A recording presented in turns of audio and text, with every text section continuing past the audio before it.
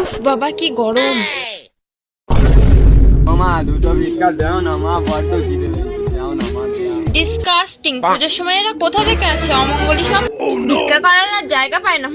ভিক্ষা করার আর জায়গা পায় না, বেরো।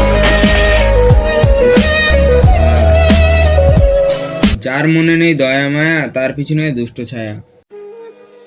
আজকে তো শিবরাত্রি, একটাই শশা আছে, পয়সাও নেই, কি যে করি, যা করে বাবা ভোলানাথ।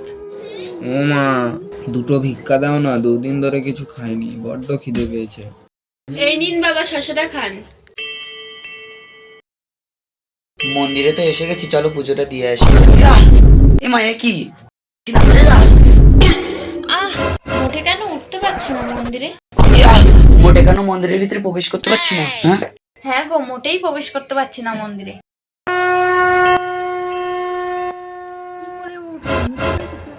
ঠিক বলেছো, ওকে ধরো দিন। এই মেয়ে, মন্দির থেকে বেরো। তোদের মতো ভিখারির জন্যই আমরা মন্দিরে আসতে পারি না।